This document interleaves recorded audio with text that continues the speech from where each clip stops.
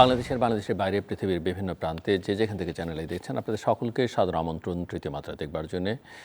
সাম্প্রতিক নানা বিষয়, বিশেষ করে অর্থনীতির সঙ্গে সম্পর্কিত নানা বিষয় নিয়ে আলোচনার জন্য আমার সঙ্গে স্টুডিওতে রয়েছেন আমার ভাইবা সাজান সেন্টার ফর পলিসি ডায়ালগ সিবিডির নির্বাহী পরিচালক ডক্টর ফাহমিদা খাতুন এবং আমার ডানে রয়েছেন জাতীয় রাজস্ব বোর্ডের প্রাক্তন চেয়ারম্যান এবং সোশ্যাল ডেভেলপমেন্ট ফাউন্ডেশনের চেয়ারম্যান ডক্টর মোহাম্মদ আব্দুল মজিদ। স্বাগত আপনাদের দুজনকে তৃতীয় মাত্রায়।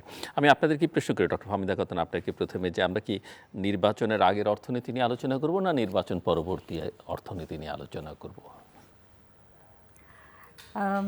ধন্যবাদ আপনাকে এই একটা গুরুত্বপূর্ণ সময়ে আমাকে ডাকার জন্য, কারণ আর কিছুদিন পরেই নির্বাচন অনুষ্ঠিত হতে যাচ্ছে এবং সেই জন্যই হয়তো আপনি এই প্রশ্নটা করলেন যে নির্বাচনের আগে বা পরের।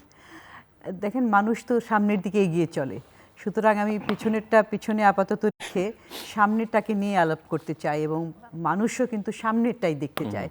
পিছনে তো তারা যে কষ্ট করার, সংগ্রাম করার সেগুলো করেই ফেলেছে, ভালোর জন্য করে ফেলেছে। সেজন্য আমার মনে হয় যে সামনেরটা নিয়ে আলোচনা করাই ভালো। ডক্টর মজিদ, আপনি? আমিও একমত এই অর্থে, কারণ গতস্ব শোচনা নাস্তি, এমনি একটা কথা আছে আর কি। যা হওয়ার হয়ে গেছে, তবে এটা ঠিক, কিন্তু যা হওয়ার হয়ে গেছে এর উপরে ভিত্তি করেই তো সামনেরটা। সেটাই আমি বলছি, 25 ভালো না হলে 26 ভালো হবে এ কথা বলা যায় না, বা 27 ভালো আসছে এ কথা বলা যায় না। সুতরাং 25-এর আলোচনা আসবে, কথা আসবে, সেখান থেকে শিক্ষা নেওয়ার কিছু ব্যাপার থাকবে, এটা ঠিক। তবে আমাদের সবসময় এটা থাকবে যে আমরা সামনের দিকেই আসলে এগুচ্ছি এবং সামনের কথাটাই বলতে হবে, সেইটার থেকেই প্রাসঙ্গিক কিছু কিছু বিষয় তো অবশ্যই আসবে। তো ডক্টর ফাহমিদা খাতুন, এমনিতে আমরা আগে শুনেছি যে বর্তমান অন্তর্বর্তীকালীন সরকার একটা ভঙ্গুর অর্থনীতির ভিত্তির উপরে দাঁড়িয়ে যাত্রা শুরু করেছিল। প্রায় 17 মাস তারা পার করলেন। কেমন করলেন, কতটা এগিয়ে নিলেন, বা কোন জায়গায়, কোন ভিত্তির উপরে দাঁড়িয়ে আসলে নতুন সরকার যদি ঠিকঠাক মতো নির্বাচন হয়, নির্বাচনের পরে যারাই বিজয়ী হন না কেন তারা শুরু করবেন? এবং প্রায়োরিটি হিসেবে যদি আমরা বলি, অনেক সময় অনেক সরকার 100 দিনের একটা কর্মসূচি বা 6 মাস, 1 বছর, প্রথম বছর, আপনি কি মনে করেন কোন জায়গাগুলো অ্যাড্রেস করা দরকার? অনেকেই বলেন, যেমন সাম্প্রতিককালে এই যে ওয়ার্ল্ড ইকোনমিক ফোরামের একটা রিস্ক অ্যাসেসমেন্ট রিপোর্ট যেটা বেরোলো, সেখানে বলছে যে বাংলাদেশের জন্য সবচেয়ে বড় ঝুঁকি হচ্ছে অর্থনৈতিক ঝুঁকি এবং নিরাপত্তার ঝুঁকি। সেটাও যদি আমরা মাথায় রাখি, বা আপনি একমত কিনা আমি জানি না, আপনার কাছ থেকে শুনতে চাই। ধন্যবাদ আপনাকে। অর্থনীতির সামনের দিক যদি আলোচনা করি, তাহলে তো আমরা কোথায় দাঁড়িয়ে আছি সেটার একটা বিশ্লেষণ দরকার, কিংবা অন্তত একটা অবস্থানটা সঠিকভাবে জানার প্রয়োজন রয়েছে।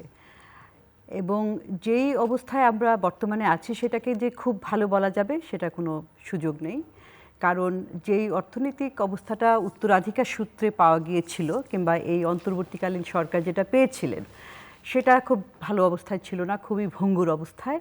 সামষ্টিক অর্থনৈতিক স্থিতিশীলতা একেবারেই দুর্বল থেকে দুর্বলতম হয়েছে, কারণ অর্থনীতির প্রায় সবগুলো সূচকই ভঙ্গুর অবস্থায় ছিল। সেখান থেকে বলা যাবে না যে ঘুরে দাঁড়িয়েছে, কিন্তু কোনো কোনো সূচকের পতন থামানো গেছে এবং কোনোটা একটু ভালো অবস্থায় যাচ্ছে।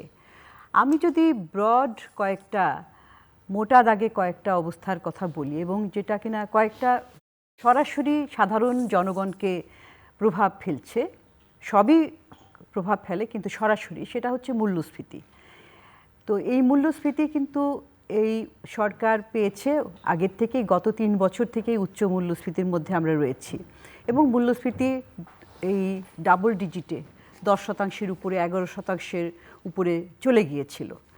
সেটার কারণ ছিল যে এটার থামানোর জন্য যে নীতিটা, সেই নীতিটা কিন্তু সঠিক সময় নেয়নি সরকার।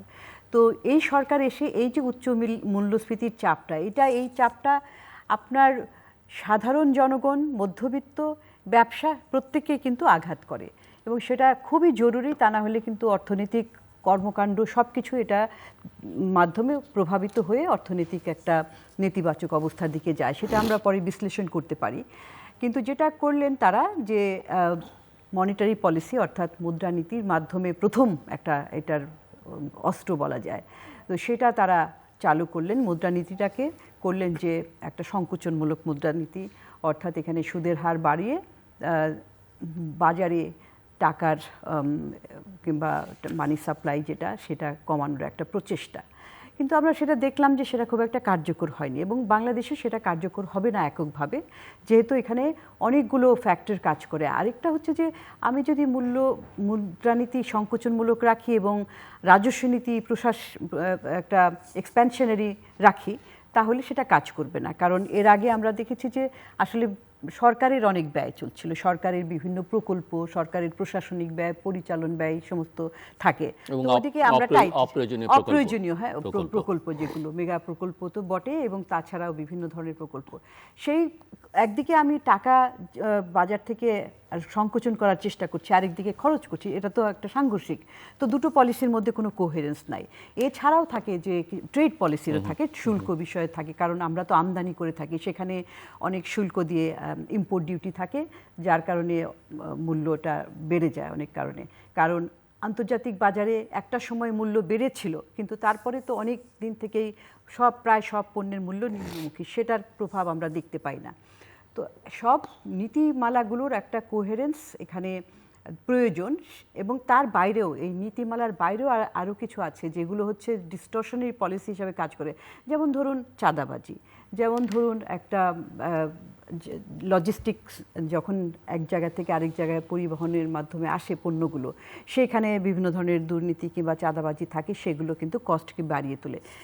এই সামগ্রিক একটা প্যাকেজের মাধ্যমে, সামগ্রিক বহুমুখী এক কর্মকাণ্ডের মাধ্যমে মূল্যস্ফীতি কমানোর যে প্রচেষ্টা, সেটার মধ্যে দুর্বলতা ছিল এবং এখনও আছে। তারপরেও এখানে কিছুটা কাজ করছে, কারণ আমরা দেখেছি যে এখন সেটা নেমে এসেছে 8.5% কাছাকাছি এরকম। সো কিছুটা কাজ করছে, কিন্তু যতখানি কাজ করার কথা এই পলিসিগুলো সেটা কাজ করছে না। এবং এটার পরে বিস্তারিতভাবে আলাপ করতে পারি। আমি মূল্যস্ফীতির কথা এখনকারই বললাম। আরেকটা বিষয় হচ্ছে যে দেখেন, কর্মসংস্থান, কারণ একদিকে আপনি জিনিসপত্রের দাম বাড়ছে, আরেকদিকে মানুষের হাতে আয় নাই, মানুষের চাকরি নাই, এবং যাদের চাকরি আছে তাদের কিন্তু মজুরিও বাড়ছে না। তো কর্মসংস্থানটা কিভাবে আসবে, সেটার সাথে আবার বিনিয়োগটা জড়িত রয়েছে। তো এই জন্য আমি বলছি যে তিনটা বিষয় কিন্তু খুবই স্বল্প থেকে মধ্যমেয়াদী: মূল্যস্ফীতি নিয়ন্ত্রণ, বিনিয়োগ বৃদ্ধি এবং কর্মসংস্থান সৃষ্টি। এই বর্তমান সরকার এখানে খুব সাফল্য দেখাতে পেরেছে বলে আমার মনে হয় না, এবং আগামী নির্বাচনের পরে যে সরকার আসবে তাদেরকে অবশ্যই এইগুলো দিয়ে শুরু করতে হবে। কিন্তু এই তিনটের উপরই প্রধানত ইনিশিয়ালি ফোকাস, কিন্তু তারপরে আরও সমস্যা আছে। আপনি বলতে পারেন ব্যাংক সমস্যা কোথায় গেল, সেটা তো সমাধান হয়নি, কিংবা এই যে সরকারের ঋণ নির্ভরতা বাড়ছে, সেটা কোথায় গেল, জ্বালানি সংকট, সেটা কোথায় গেল। তো সমস্যার তো আমাদের অন্ত নাই, সেইগুলো মাথায় রাখতে হবে। তো এই নির্বাচিত সরকারকে একটা আসলে প্রথম 100 দিনেই এই কোন স্বল্প মেয়াদে কেমন হবে, মধ্যমেয়াদে তারা কি করবে, দীর্ঘমেয়াদে তারা কি করবে, সেই ধরনের একটা পরিকল্পনা থাকতে হবে। তো আমি আসছি আবার আপনার কাছে। ডক্টর মজিদ, আপনি কি মনে করেন? ধন্যবাদ। একদম প্রাথমিক ফোকাস তাদের ইনিশিয়াল স্টেজে শুরু করবার কিক অফের সময় কি ঠিক করতে হবে, মানে কোন জায়গাগুলো ফিক্স করতে হবে? না, আমি মনে করি যে সময়টা অ্যাকচুয়ালি 24 সালের যে কয় মাস, সেটা তো ছিল একটা আইসের দাস গোছানোর জন্য, বোঝা যাচ্ছিল না কি করা হবে। 25-এ এসে মনে হলো প্রথম 6 মাস গেলই যে আদৌ নির্বাচন করা হবে কি হবে না, না এনারাই টেনে নিয়ে যাবেন, একটা অনিশ্চিত অবস্থা। যখন থেকে নির্বাচনের ধুম উঠলো, তখন দেখা গেল যে প্রস্তুতিতে অনেকটা গলদ বা বিষয় আছে আর কি। এবং এই পুরো সময়টা কেটে গেছে সংস্কার করতে যেয়ে, সংস্কারের আইডিয়া নিতে, প্ল্যান করতে, বড় বড় রিপোর্ট তৈরি করতে, এইসব করতে গেছে। ন্যারেটিভ তৈরি করতে পারে রেটরিকের মধ্যে, নাকি সংস্কার হয়েছে কিছু? না, সংস্কার হয়নি। আমি বলছি সংস্কারের কার্যপত্র তৈরি হয়েছে আর কি শুধু। যেমন ঐতিহাসিক যে শ্বেতপত্রটা তৈরি হলো, সে কেউ পড়বে কিনা, মানে পড়ার তার কোনো অ্যাকশনে আসেনি আর কি। যাই হোক, সেটা প্রথম দিকে করা হয়েছিল।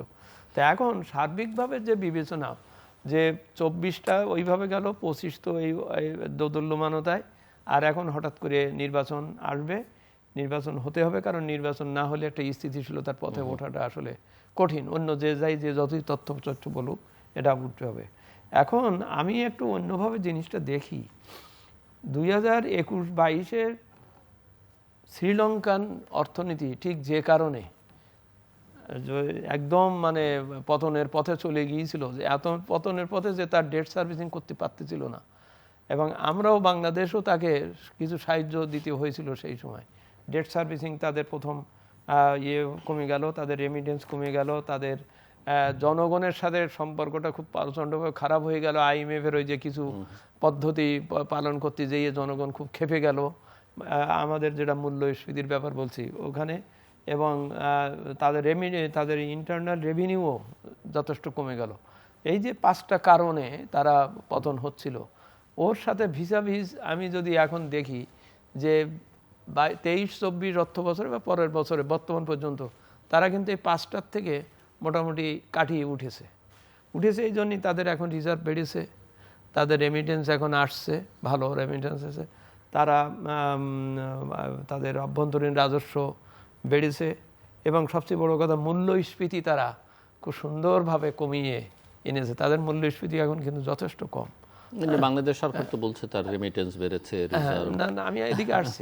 তো এই হয়েছে আর কি। এবং সবচেয়ে বড় যে পরিবর্তনটা তাদের এই উঠে আসার ব্যাপারে, তারা আইএমএফের সাথে খুব কড়াভাবে ব্যাপারটাকে হ্যান্ডেল করেছে। কারণ আইএমএফের সত্যের কারণেই, আইএমএফের কিছু বুদ্ধি শোনার জন্যেই তাদের কৃষি বা অন্য আমদানি রপ্তানিতে যে সমস্যাগুলো হয়েছিল, সেটার জন্যই যে আন্দোলনটা হলো, আন্দোলনের পরে পাবলিক বা সকলে বললো যে আইএমএফের সাথে আপনি দফা রফা করেন, কারণ ওই কথা শুনে আপনি এ করতে পারবেন না। তো সেইটাই আইএমএফের সাথে তারা শেষে বলল যে আপনি আমারে একটা বেল আউট প্ল্যান দেন, অল্প দেন, আমি 2.5 বিলিয়ন নেব, এবং আমি সত্য আমার অনুগামী থাকতে হবে, আপনার কথা শর্ত শুনিয়ে আমি এই ইকোনমির আর ইয়ে করতে পারবো না।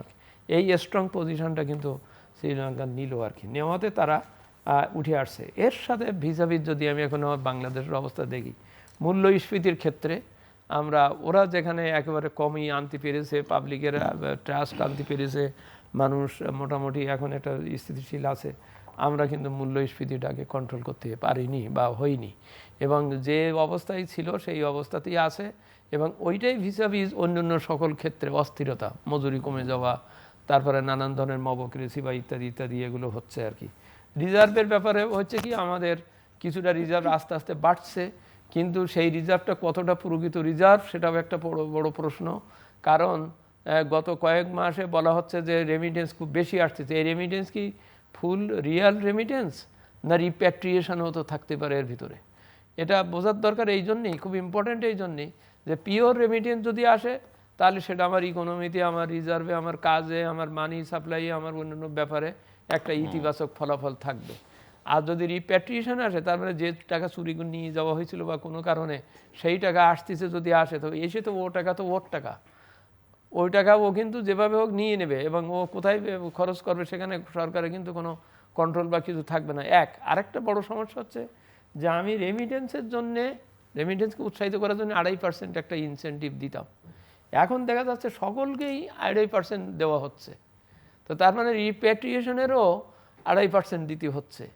তাহলে এই হিসাবটা, এই ব্যাপারটা স্বচ্ছ করার দরকার বাংলাদেশ ব্যাংকের বা ব্যাংকিংগুলোরে, যে আমি প্রকৃত রেমিটার যারা, তারকে আমি 2.5% দিচ্ছি, তার কাছ থেকে কত আসছে প্রকৃত। কারণ আমার ম্যান পাওয়ার ফ্লো এবং চাকরির এর সাথে এই রেমিটেন্সের ফ্লো কিন্তু মিল খাচ্ছে না, যে এত টাকা আসতেছে আর আসছে কেন, আসছে আসলে এখানে রিপ্যাট্রিয়েশনের ব্যাপারটা। তো অর্থাৎ এই কারণে রেমিটেন্সের প্রকৃত রেমিটেন্স হলে আমার রিজার্ভটা যদি প্রকৃতপক্ষে বাড়ে, তাহলে আমি একটা স্থিতিশীল অবস্থায় থাকব, এটা আর কি অবস্থা।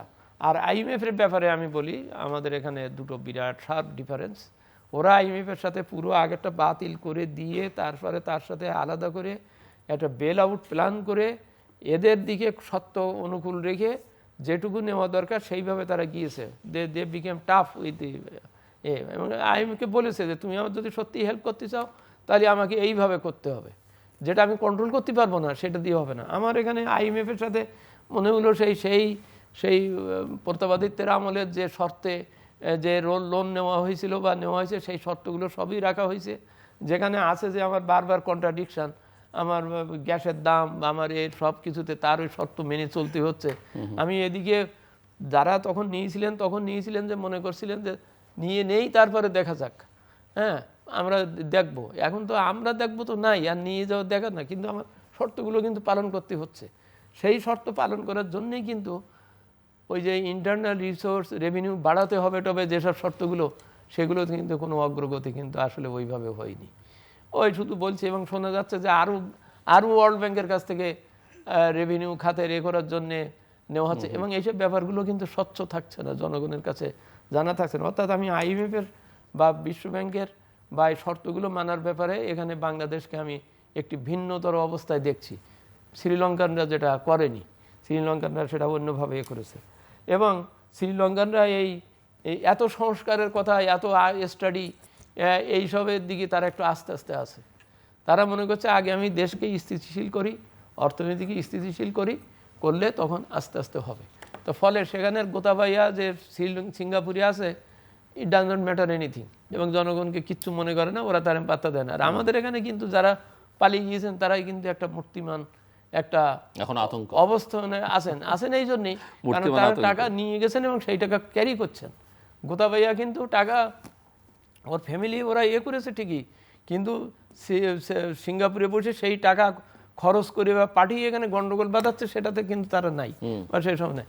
আমার এখানে সমস্যা হচ্ছে যে যারা টাকা নিয়ে গেছেন, তাই তারা যেখানে থাকুক খুব স্পষ্ট যে তারা এখানে বিশৃঙ্খলা সৃষ্টির বা নানান ধরনের করা, এমনকি ওয়ার্ল্ড ব্যাংকে যে কেসও করেছে এই যে আলম গ্রুপ, হ্যাঁ, তার মানে চ্যালেঞ্জিং, দে আর চ্যালেঞ্জিং, টাকা তো চুরি করলেনই, আবার চ্যালেঞ্জ করছেন গভর্নমেন্টকে, এবং সেই কারণেই গভর্নমেন্ট এই ব্যাপারে টাকা কখন উদ্ধার হবে, কি করা যাবে, এইসব পদক্ষেপে কিন্তু জনগণের কাছে আসলে আরও স্পষ্ট হওয়া দরকার যে আপনি কী করছেন বা কি করা হচ্ছে।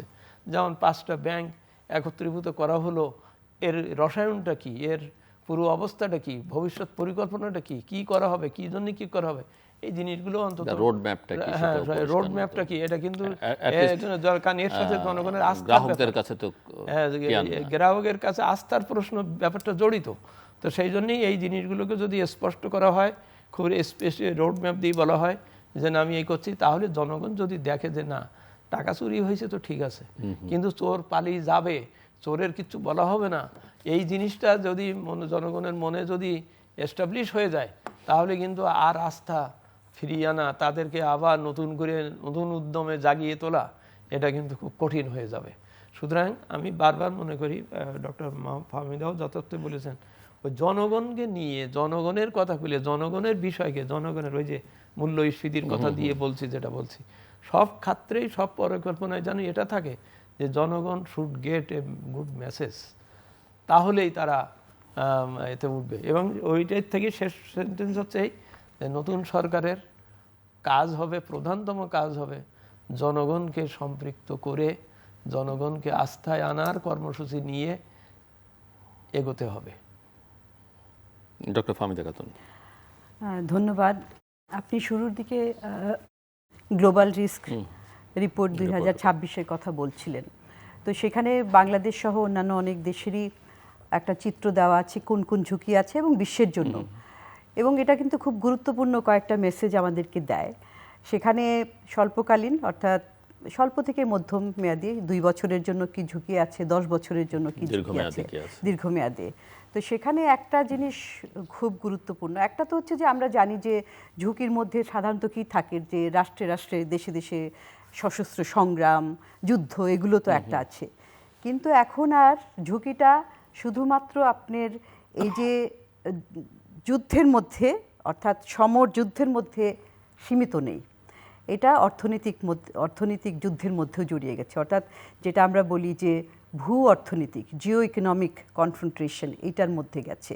সেটা কিভাবে, সেটা দেখেন যে আমরা লক্ষ্য করেছি যে এই যে শুল্ক, দেশের বিভিন্ন দেশের উপরে যে শুল্ক আরোপ করা, এবং বিনিয়োগে প্রতিবন্ধকতা, তারপরে প্রযুক্তি হস্তান্তর এক দেশ থেকে প্রযুক্তির সেখানে, অর্থাৎ প্রোটেকশনিজম, যে আগে যেমন একটা মুক্ত অর্থনীতি ছিল, ক্যাপিটাল ফ্লো এক দেশ থেকে আরেক দেশে, বিনিয়োগ, প্রযুক্তির হস্তান্তর, তারপরে হচ্ছে যে ট্রেড কে বাড়ানোর জন্য শুল্কর, কোনো দেশে শুল্ক মুক্ত প্রবেশাধিকার, এই সমস্ত বিষয়গুলি কিন্তু এখন একটা প্রতিবন্ধকতা হয়ে গেছে। এবং তারপরে তাছাড়া আরও কোনো দেশ একেবারে সাপ্লাই চেইন ডিসরাপশন করছে, বন্ধ করে দিচ্ছে, যে আমার ভিতর দিয়ে যেতে পারবে না, আমার বর্ডারের মধ্যে দিয়ে প্রবেশ করতে পারবে না, আমার বিভিন্ন যোগাযোগের মাধ্যমে এগুলি ব্যবহার করতে পারবে না। সুতরাং এই যে জিও ইকোনমিক যে টেনশন তৈরি হয়েছে, এইটার তো কতগুলি ইম্প্যাক্ট আছে।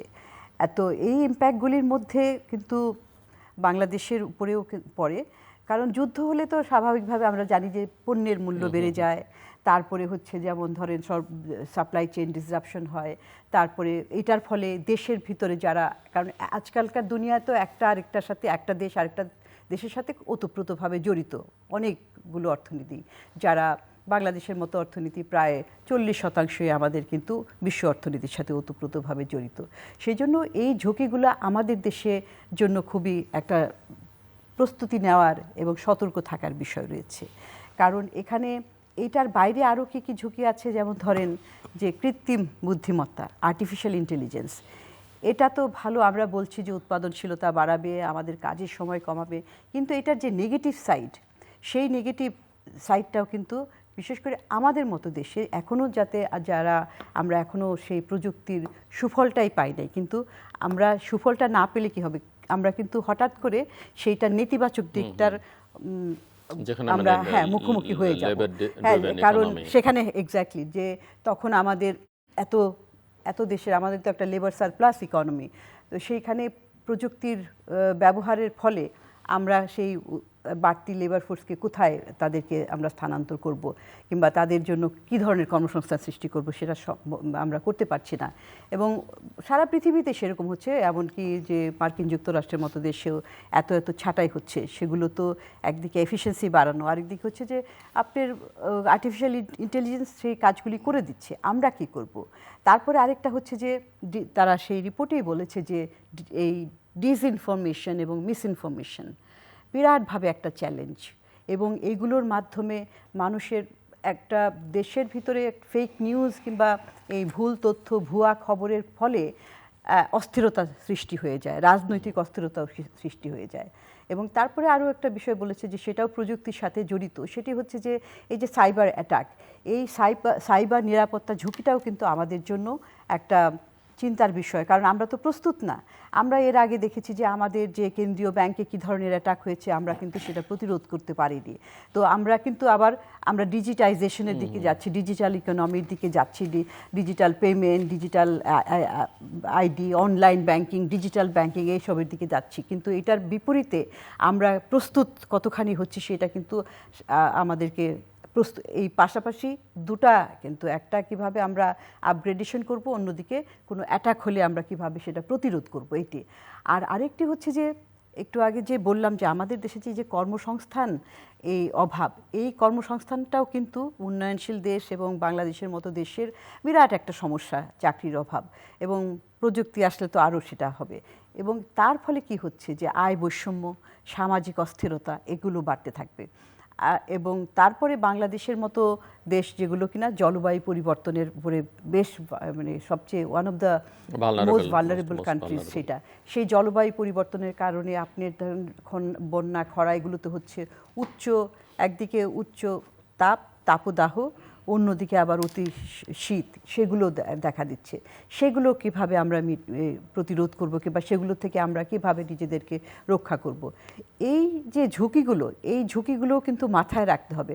অর্থাৎ আমরা একদিকে অভ্যন্তরীণ সমস্যা এবং ঝুঁকিগুলোর কথা বলছি, কিন্তু আমাদের যে বাহ্যিক ঝুঁকি যেগুলো রয়েছে, সেগুলোর প্রভাব কিন্তু আমাদের অর্থনীতির মধ্যে এসে পড়বে। সেই প্রস্তুতিটাও আমাদেরকে থাকতে হবে। তা না হলে আমাদের এই যে আগামী 5, 10, 15 বছরে আমরা যে কিভাবে উতরে আসবো আবার, কারণ কি দেখেন, একটুখানি পিছনের দিকে তাকালে বাংলাদেশের তো এক সময় কি বলা হতো যে এত বাংলাদেশের প্রবৃদ্ধি বলি কিংবা সামাজিক উন্নয়ন একটা বিশ্বের দরবারে উদাহরণ হিসাবে একটা প্রতিভাত হয়েছিল উন্নয়নের। আমরা এমডিজি সময়ে যে একটা সাফল্য, হ্যাঁ, এই সাফল্য, হ্যাঁ, কিছুটা যদি আমরা ডিসকাউন্টও করি যে এত হয়নি, তারপরেও কিন্তু বাংলাদেশ একটা উদাহরণ হয়েছে। কিন্তু সেটারও একটা লিমিট, সেটা কোন পর্যন্ত হয়েছে। আপনি দেখবেন যে এই যে এমডিজিগুলো 1990 থেকে 2015 সাল পর্যন্ত যে ছিল, 2000 থেকে 2015 সাল পর্যন্ত সেটা, তো তখন তারপরে পরবর্তী সময়ে কিন্তু এরকম যে খুব একটা যেই গতিতে মোমেন্টামটা যেটা ছিল আস্তে আস্তে কিন্তু একটু স্তীমিত হয়ে যাচ্ছে। এবং এই যে 2024-এর যে জুলাই মাসে জুলাই আন্দোলন যেটা হলো, অগাস্টে যে তখন কিন্তু আমাদের যে সেই প্রবৃদ্ধির একটা গতিময়তাটা বলা হচ্ছিল, আমরা এত দ্রুত প্রবৃদ্ধি করছি, 7%, 7.5%, 8-8-এর দিকে চলে যাব এরকম, সেটা কিন্তু একটু থেমে আসছিল, প্রবৃদ্ধিও কিন্তু নিচের দিকে চলে আসছিল, ওই মোমেন্টামটা থেমে গিয়েছিল। কারণ এবং তারপরে ওই মূল্যস্ফীতি বেশি, এত যে সমস্যা যেগুলো একটু আগে বললাম, এত সমস্যার কারণে কিন্তু আপনার ওই অর্থনৈতিক প্রবৃদ্ধির মোমেন্টামও ছিল না, এবং আমরা এই যে একটা উদাহরণ সৃষ্টি করছিলাম অগ্রগতির, সেটা কিন্তু ছিল না, একটু ম্লান হয়ে আসছিল। সেই ম্লান ও ম্রিয়মাণ অবস্থা এবং সেই ম্লান অবস্থা থেকে এইটাকে আবার ফিরিয়ে আনা, এটা কিন্তু আরও অনেক বছর লাগবে।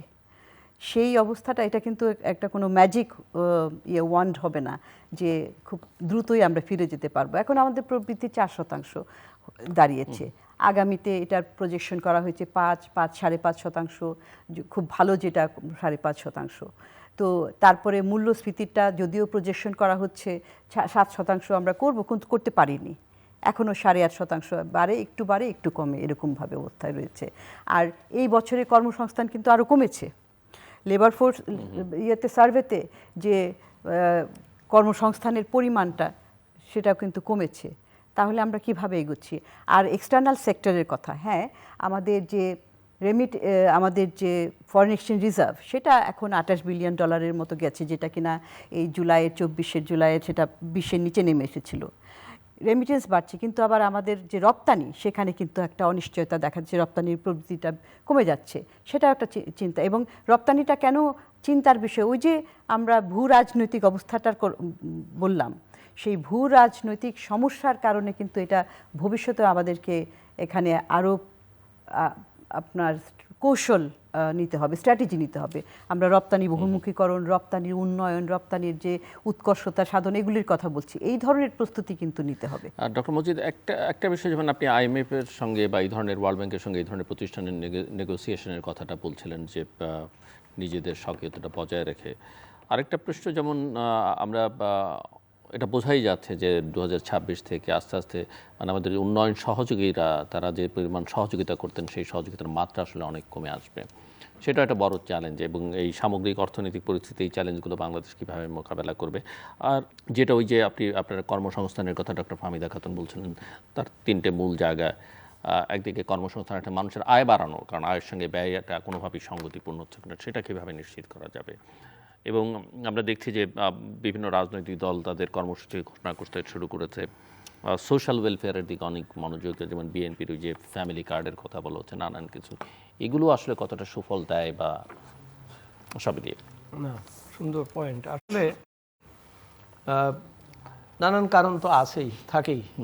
সফলতা ব্যর্থতা তো বোঝা যায়। আমরা কিছু কিছু হয়নি একথা না, এটা ঠিক আছে, কিন্তু এটাও দেখতে হবে এই গত 1.5 বছরে 2 বছরে কিন্তু আমরা নেচারের কাছ থেকে অনেক সাপোর্ট পেয়েছি। কোনো ন্যাচারাল ক্যালামিটি হয়নি, এমন কোনো বড় ধরনের ঘূর্ণিঝড় বা এমন কিছু হয়নি এটা। এবং যেটুকু অগ্রগতি হয়েছে সেটা অনেকটা স্বাভাবিকভাবেই হয়েছে আর কি।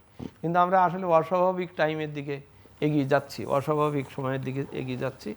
এবং এগিয়ে যেতে গেলেই আপনি যেমনটি বলেছেন, বিশ্বব্যাংক বা বৈদেশিক এদের সাহায্য এটাও কমে আসবে, কারণ তারাও তো সারা ওয়ার্ল্ডের যে পলিসি, যেমন অলরেডি UNDP-র সাথে যুক্তরাষ্ট্রের বা ইউরোপিয়ান দেশগুলো সবাই আসলে তাদের সহযোগিতার হাত গুটিয়ে ফেলছে। আর আমরা এদিকে অলরেডি গ্রাজুয়েট হওয়ার জন্য প্রস্তুত হয়ে বসে আছি। গ্রাজুয়েট হলেই তো আমাদের অটোমেটিক্যালি অনেকগুলো জায়গায় আমাদের তৈরি হয়, এই পয়েন্টটাও মাথায় রাখতে হচ্ছে আর কি।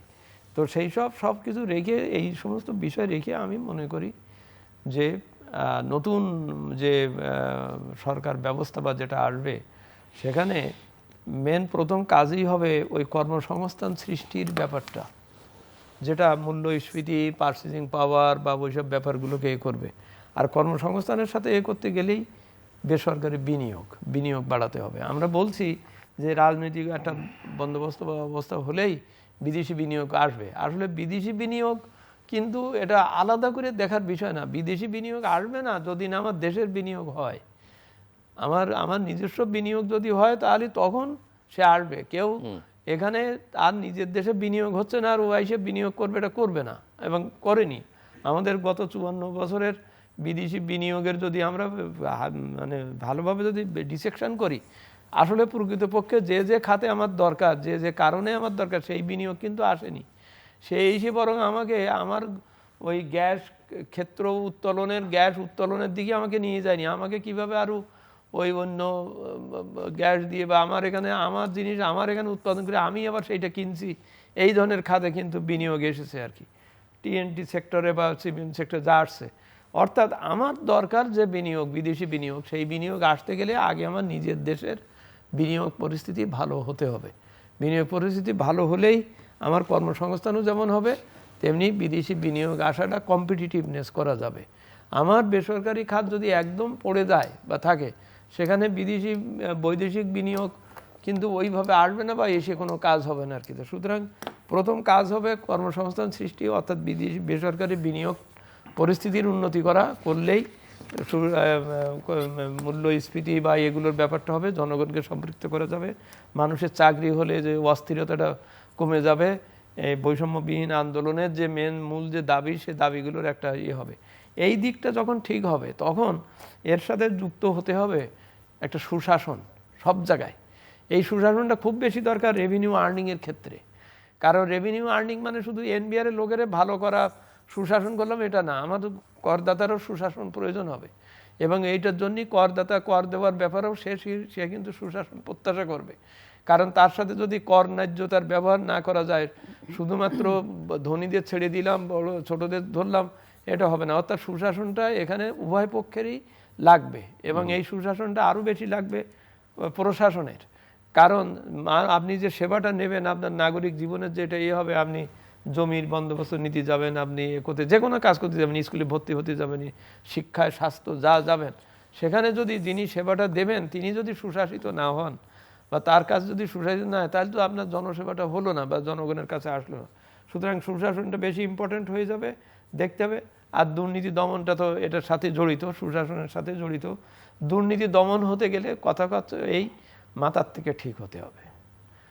এটা আপনি ওই এসি ল্যান্ডকে বা কিংবা ওই প্রাইমারি স্কুলে টিচার পড়াচ্ছে না, তাকে আপনি দুর্নীতি মুক্ত করতে যাবেন, হবে না যতক্ষণ না আপনার উপরের এখান থেকে যদি ওই দুর্নীতির সাপোর্ট বা তার যদি না বন্ধ করে দেয়। সুতরাং আমি মনে করি উপর থেকে কড়াভাবে দুর্নীতি দমনের বিষয়ে হতে হবে, হলেই এটা আরও 4-5টা খাতকে বাড়িয়ে দেবে।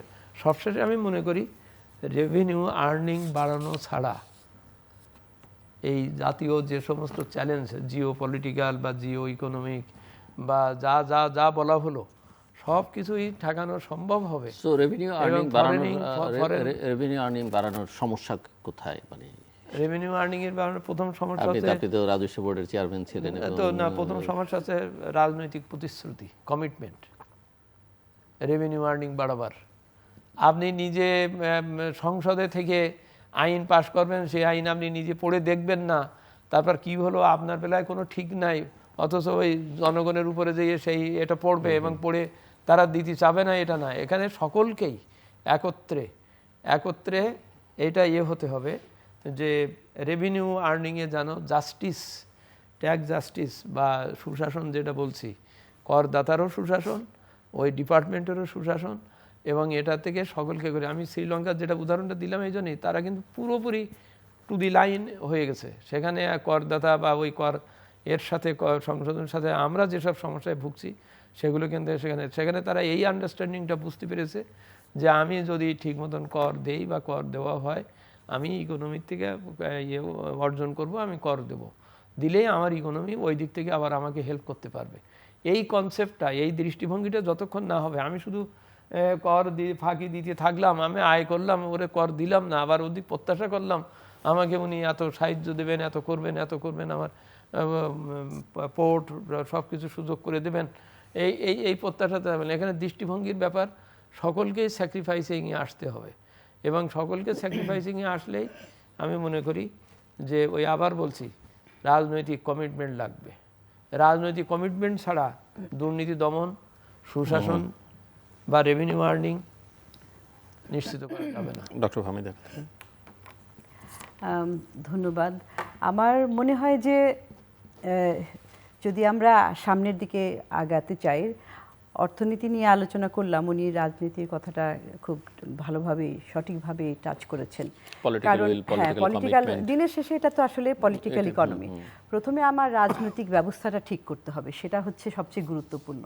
কারণ রাজনৈতিক শাসন ব্যবস্থাটা কেমন হবে, দেশ কারা শাসন করবে, কিভাবে শাসন করবে, এবং ধরেন আগামী নির্বাচন সামনে আসছে, সেই নির্বাচনটা কেমন হবে, নির্বাচনের পরবর্তী সরকার তারা কিভাবে দেশটা শাসন করবে, সেখানে কি জনগণের ভয়েসের কোনো জায়গা থাকবে কিনা, তারা যেই ধরনের নীতিমালা নিবে সেখানে সেই নীতিমালাগুলি কি সাধারণ জনগণের কথা মাথায় রেখে হবে, নাকি যারা রাজনৈতিক ক্ষমতাসল রাজনৈতিকভাবে অর্থনৈতিকভাবে যারা ক্ষমতাধর তাদের কথা মাথায় রেখে হবে। সেটা যদি হয় তাহলে কিন্তু বিজনেস অ্যাজ ইউজুয়াল, আমরা যেরকম করেছি কোনো জায়গায় একটু ভালো করলাম, কোনো জায়গায় একটু খারাপ করলাম, এবং এটা একটা ভঙ্গুর অবস্থায় থাকবে, এটা কোনো টেকসই অবস্থা হবে না।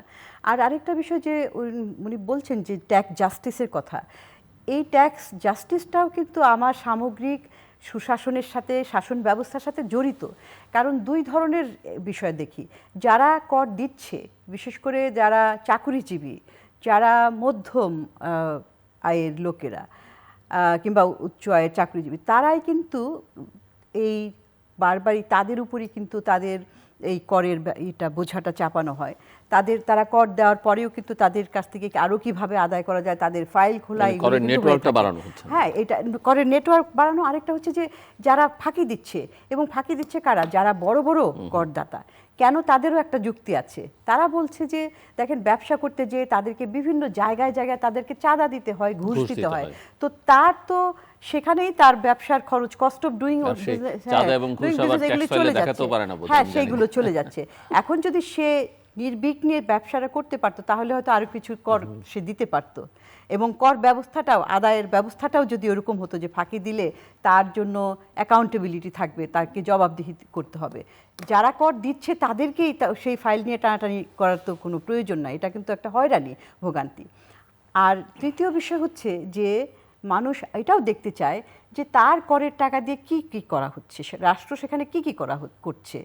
সেই করের টাকা দিয়ে আবার তারা, সাংসদরা কি কর মুক্ত গাড়ি কিনছেন তারা, এবং বিলাসবহুল গাড়ি কিনছেন, কিংবা বিভিন্ন জায়গায় তারা বিলাসিতা করছেন, অপচয় করছেন, দুর্নীতি করছেন, তো কিংবা কোনো প্রকল্প নিচ্ছেন, সেই প্রকল্পের যে ধরনের ব্যয় হচ্ছে, বিশাল পরিমাণে অপচয় হচ্ছে, দুর্নীতি হচ্ছে, সেইগুলোও কিন্তু মানুষ দেখে। সেই জন্য মানুষ একটা নিরুৎসাহিত হয়।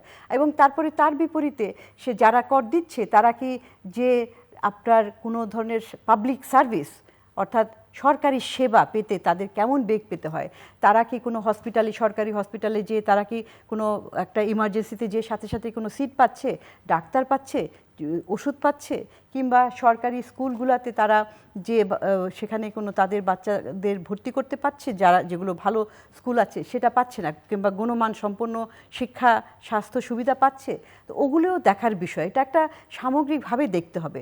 এখন দেখেন যে আমরা সবসময় বলছি যে এই যে এখন একটা পদক্ষেপ, আপনি তো সেখানে কমিটিতে ছিলেন, যে এই কিভাবে এই কর ব্যবস্থাটাকে উন্নত করা হবে, প্রশাসন এবং আদায়টাকে ভাগ করা হয়েছে। তো এটা তো জাস্ট একটা প্রশাসনিক ব্যবস্থা, কিন্তু এটাকে বাস্তবে ফলপ্রসূ করা, কার্যকর করা, সেটা কি করতে হবে। কারণ আপনি সেখানে যারা আদায় করছে, সেখানে ডিজিটাইজেশনের কথা বলা হচ্ছে, অটোমেশনের মাধ্যমে করা হবে, যে আমরা এখন এই সব কিন্তু ইয়ের মাধ্যমে দিতে হবে, হ্যাঁ, রিটার্ন সাবমিট করতে হবে এইগুলো। কিন্তু সেখানে কি দুর্নীতি হচ্ছে না, সেখানে কি হচ্ছে, সেখানেও লুপ, কারণ এটার পিছনে তো মানুষ বসে আছে। কারণ যতক্ষণ পর্যন্ত না তাকে জবাবদিহিতা, তাকে এটা মানে ধরা পড়লে, এবং ধরা পড়ারও একটা উপায় থাকতে হবে, ধরা পড়লে তাকে কি জবাবদিহিতার মধ্যে আনা হচ্ছে কিনা সেটা একটা বিষয়। তারপরে হচ্ছে যে তার যে এই পুরোপুরি তাদের স্কিলের বিষয়টা রয়েছে। তারপরে হচ্ছে যে আরও প্রশাসনিক কিছু জটিলতা আছে, সেগুলোও কিন্তু প্রশাসনিক জটিলতাটাও দূর করতে হবে, যে ওখানে যারা কাজ করবে তারাও কিভাবে মোটিভেটেড থাকবে, যে ভালো কাজ করছে তার কি কোনো তার প্রমোশনের ক্ষেত্রে তার কি সে কোনো ইয়ে পাবে কিনা, তার তার বিবেচনা, তার জন্য প্রমোশনের বিবেচনাটা অন্য যে ভালোভাবে কাজ করছে না তার সাথে একইভাবে দেখা হবে নাকি, অর্থাৎ যোগ্যতা এবং মেরিটোক্রেসি এবং এইগুলোর কি দাম আছে কিনা প্রশাসনে, আমলাতন্ত্রে, সেই বিষয়গুলো কিন্তু খুব জরুরি। আমরা যে সরকারি সেবার কথা বলি তারাই তো সরকারি সেবা দিচ্ছে, কিন্তু সেখানেও কিন্তু একটা তাদের মোটিভেশনটা কি কাজ করার পিছনে, অনেক সময় দেখা যায় যে গা করছে না এবং স্বতঃপ্রণোদিত হয়ে কিংবা প্রোঅ্যাক্টিভভাবে তারা অনেকেই কাজ করতে চায় না, ভয় থাকে একটা যে তার প্রোটেকশনটা কি হবে, সেই বিষয়গুলো কিন্তু জড়িত আছে দুই পক্ষে, যে সেবা নিতে চাচ্ছে, সে যে সেবা দিচ্ছে রাষ্ট্রীয় পক্ষ থেকে। তো সামগ্রিকভাবে আমি বলবো যে আসলে রাজনৈতিক অর্থনীতিটা যদি আমরা ঠিক না করতে পারি তাহলে আমাদের এই ধরনের উন্নয়নের গল্প, একসময় আমি যেটা বললাম যে আমরা শুরু করেছিলাম 1990 থেকে, আস্তে আস্তে কিন্তু 15-16 এই পর্যন্ত এসেছিলাম, তারপর আর এগোতে পারিনি। তো সেই পর্যায়ে যাতে না যায় সেই জন্যই কিন্তু আসলে রাজনীতিকে ঠিক করতে হবে। ডক্টর মজিদ, ওই কথা ওইটাই, দৃষ্টিভঙ্গির পরিবর্তন। আমি আবার বারবার বলছি এই জন্যই যে দৃষ্টিভঙ্গির ব্যাপারটা হচ্ছে আমি একটা জিনিসকে ইতিবাচকও দেখাতে পারি, আবার সেটাকে আপনি কি আশা দেখতে পান, আশার আলো না, আশার আলো দেখতে হবে। আমি আবার বলছি দেখতে হবে বলে তো আমরা হতাশায় পড়ে যাওয়ার কথা বলতেই পারছি না, মোটেই না। কারণ আমাকে দৃষ্টিভঙ্গি পাল্টাতে হবে, আমাকে ইতিবাচকভাবেই দেখতে হবে, নেতিবাচকরাই ইতিবাচকে আনার চেষ্টা করতে হবে আর কি। আমাদের পুরো সমাজে কিন্তু এই আপনি নির্বাচনের এই যে প্রার্থী নির্বাচন থেকে শুরু করে সব কিছুতে আপনি দেখেন ওই যে bad money is driving away good money from the market. এটা আমি অফিস আদালতে দুর্নীতি দমন যখন এই বা সুশাসন ফিরাতে চাই, তখন কিন্তু প্রথম উদ্দেশ্য হচ্ছে যে ওখানে ভালো লোকগুলো কিন্তু কোণঠাসা হয়ে গেছে, তারা পদোন্নতি পায়নি বা আরও কত কিছু কারণে, এমনকি এইভাবেই বলে যে তুমি এত কাজ করো কেন, আমি করি না তুমি করো কেন। এই যে ভাবটা, এই যে দৃষ্টিভঙ্গিটা, এইটাকে সকলের জন্য সমান করতে হবে। আমার সমাজে নির্বাচনে হোক, যে কোনো জায়গায় হোক, ওই ব্যাড মানি যেন নেতৃত্ব না নেয় বা দেয় বা করে, এবং এই সংস্কারটা যেটা উনিও বললেন, এই সংস্কারটা আসতে হবে ভিতর থেকে আসতে হবে। তা না হলে পর একটা আস্থার একটা দর্শন যদি না দাঁড়াতে পারে, তো তাহলে কিন্তু এটা ওই জেলাও সেই কদুর দিকে চলে যেতে পারে, এটা বড় ভয়। সেই জন্য সব দিকে লক্ষ্য থেকে থাকতে হবে যে দুষ্টের দমন, শিষ্টের পালন, এই পদ্ধতি, এই প্রক্রিয়া, এবং এটা থাকতে হবে। আর হচ্ছে সবার উপরে এই কথা থাকবে যে আমি নিজে স্বয়ংভর হব, নিজে পর স্বনির্ভর হব, এই স্বপ্ন থাকতে হবে।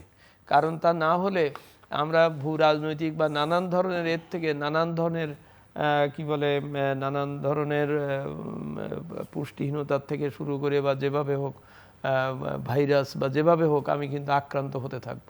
সুতরাং আমার নিজের স্বাস্থ্যর প্রতি আমার নিজেকে খেয়াল রাখতে হবে, যাতে আমি এই নানান ধরনের নানান কিসমের নানান বিষয়ের আক্রমণ থেকে আমি যেন টিকে থাকতে পারি। সেই জন্য আমাকে প্রথমেই ওই স্বয়ংভর, স্বনির্ভর, আত্মনির্ভর এই চিন্তা চেতনা থাকতে হবে। এর জন্য আমার ভিতরে যে সংস্কার তো বিরাট শব্দ, বড় এর আমার তো মনে হয় এক সময় আমরা কিন্তু বছর 2 আগে বলতাম এই স্মার্ট শব্দটাও দিন হ্যাঁ স্মার্ট উল্টো হয়ে যাবে।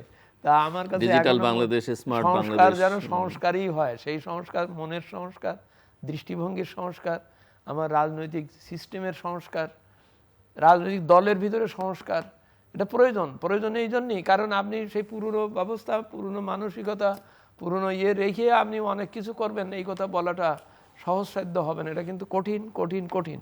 তো সেই জন্যই বলছি যে একটা দৃঢ়চিত্ত একটা পদক্ষেপ নেওয়ার ব্যাপারে সকলের মধ্যে ঐকমত্য, এবং ঐকমত্য নিজে বললে হবে না, এই ঐকমত্যতে সকলকে করতে গেলে, সামিল করতে গেলে, আনতে গেলে সকলের প্রতি আচরণ ভালো হতে হবে। ডক্টর ফাহমিদা খাতুন, যেটি ডক্টর মজিদ বলছেন, আরেকটা বড় চ্যালেঞ্জ হলো যে এলডিসি গ্রাজুয়েশন 2026-এ, তো প্রস্তুতিটা আসলে না, আমাদের তো কোনো প্রস্তুতি নাই। আমাদের এলডিসি গ্র্যাজুয়েশনের জন্য যে এটাও পিছনে ফিরে একটু তাকাতে হবে যে এটাও কিন্তু যতটা না আমরা খুব ভালো করেছি অর্থনৈতিক সামাজিকভাবে, তার চাইতেও বেশি ছিল একটা রাজনৈতিক একটা মাইল ফলক হিসাবে দেখানোর জন্য।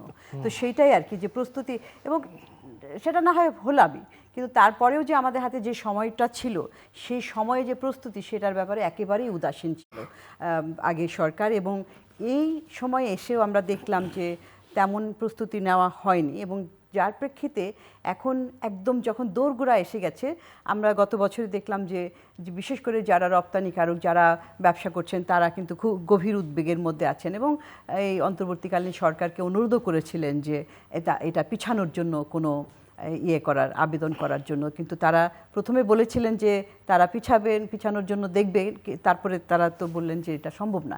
তো সেখানেও কিন্তু একটা দোদুল্যমান সিদ্ধান্তহীনতা আছে।